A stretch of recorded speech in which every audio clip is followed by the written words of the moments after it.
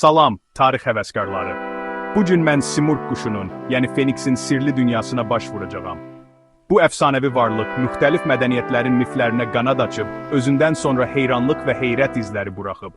Odur ki, gəlin, Simurqun bu maraqlı hekayəsini araşdırmaq üçün zaman və mifologiya içində bir səyahətə çıxaq. İlk olaraq, Simurq əslində nədir? Fars mifologiyasında Simurq, saflığı və ölməzliyi təmsil edən möhtəşəm bir quşdur. O, tez-tez rəngarəng, parlaq lələkləri və müdriklik aurası ilə təsvir edilir.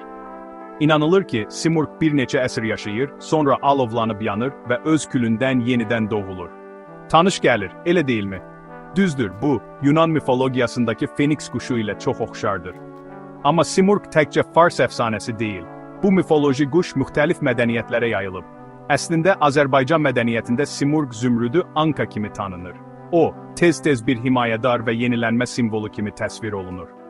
Bir çox qədim hekayələrdə Simurqun qəhrəmanlara səfərlərində kömək etdiyi, onlara yol göstərdiyi və onları qoruduğu təsvir edilir.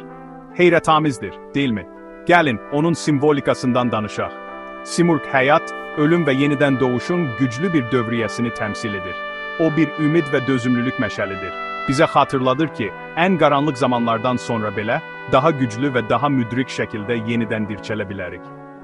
Bu simvolika Fars ədəbiyyatında və poeziyasında dərin əks-səda tapır. Burada Simurq tez-tez mənəvi yüksəliş və maariflənmə üçün bir metafora kimi istifadə olunur. İndi bəlkə də maraqlanırsınız, Simurq bu mədəniyyətlərdə niyə bu qədər vacibdir? Bilirsiniz, o sadəcə mifoloji bir varlıq deyil.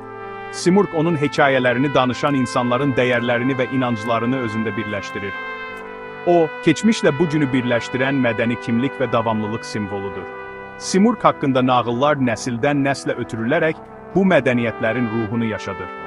Nəticə olaraq, Simurq təkcə qədim miflərdən gələn bir quş deyil. O, zaman və coğrafiyanı aşan, özü ilə ölməzlik, müdriklik və ümidin mahiyyətini daşıyan bir simvoldur. Ona istər Simurq, istər Feniks, İstərsə də zümrüdü Anka deyin. Bu əfsanəvi quş xəyallarımızı ilhamlandırmağa və ovsunlamağa davam edir. Bu mifoloji səyahətdə mənə qoşulduğunuz üçün təşəkkürlər. Əgər Simurq dünyasına bu səyahətdən zövq aldınızsa, bəyənməyi, şərh yazmağı və daha çox tarixi araşdırmalar üçün abunə olmağı unutmayın.